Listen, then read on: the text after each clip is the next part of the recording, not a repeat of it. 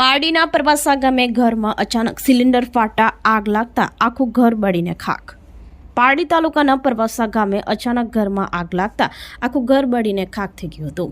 પારડીના પરવાસા ગામે મંદિર ફળિયા ખાતે રહેતા જયેશ ખુશાલભાઈ પટેલના ઘરે અચાનક રાત્રિના સિલિન્ડર બ્લાસ્ટ થતા આગ સળગી ઉઠી હતી, જેની જાણ આસપાસના લોકોને થતા પારડી ફાયર વિભાગને જાણ કરવામાં આવી હતી। તાત્કાલિક ફાયર ફાઇટરો સ્થળ ઉપર આવી પહોંચી આગ ઉપર કાબુ મેળવવાનો પ્રયાસ હાથ ધર્યો હતો। જોકે આગમાં ઘરવખરી સામાન તેમજ આખું ઘર બળીને ખાખ થઈ ગયું હતું। જોકે સદનસીબે ઘરમાં તે સમયે કોઈ હાજર ન હોવાથી મોટી જાનહાનિ ટળી હતી, પરંતુ પરિવારને ભારે નુકસાની થતા માથે આપ તૂટી પડ્યો હતો। જયેશભાઈ પરિવાર જોડે પુત્રને લેવા માટે બહાર ગયા હતા, ત્યારે આ ઘટના બનતા પરિવારને નુકસાન થતા સરકાર તેમજ દાતાઓ સહાય કરે તેવી અપીલ કરી હતી અને પંચાયત દ્વારા સર્વેની કામગીરી કરવામાં આવી હોવાનું જણાવ્યું હતું।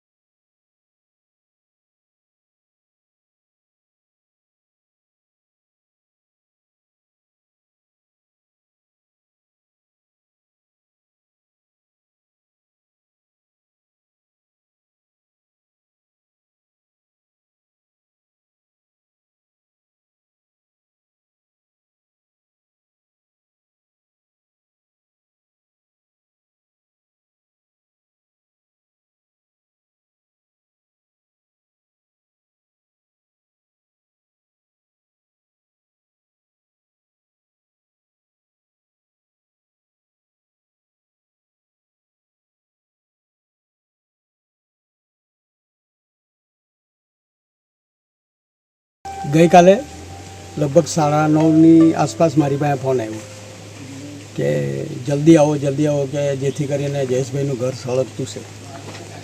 હવે દોડામ દોડ તો બધાએ બહુ કરી, બધાને બોલાવ્યા, આજુબાજુના લોકોને ફાયર બ્રિગેડને બોલાવ્યા, 108 ને બી બોલાવ્યા, 100 નંબર પર બી ફોન કરી દીધો, બધા આવ્યા પણ કોશિશ બહુ કરી, પણ જેથી કરીને ઘર એટલું બધું જોરદાર સળગી ઉઠ્યું।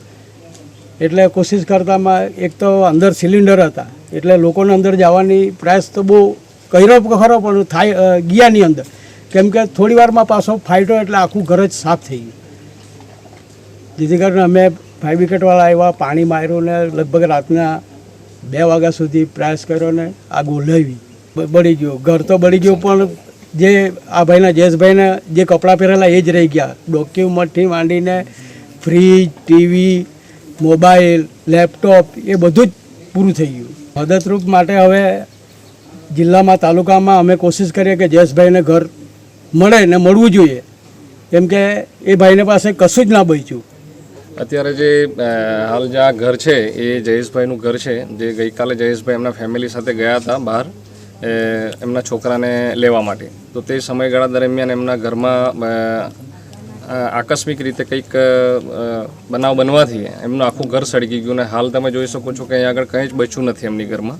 તો અમારા તરફથી અને સરકારશ્રીને એટલી માંગણી કરીએ છીએ કે એમને એમના પરિવારજનોને એક રહેવા માટે ઘરની વ્યવસ્થા કરે, કે અન્ય કોઈ સહાય કરે, અને અન્ય દાતાઓ જે છે એમને પણ અમે વિનંતી કરીએ છીએ કે દાતાઓ એમને કંઈક સહાય કરે, એ જ અમારી માંગણી છે।